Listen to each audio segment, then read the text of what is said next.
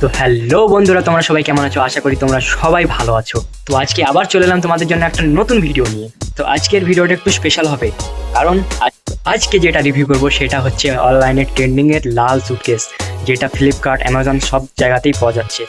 আর মজার বিষয় হচ্ছে এটা খুব সস্তা, মাত্র 1200 টাকায় এই সুটকেসটা আপনি পেয়ে যাবেন।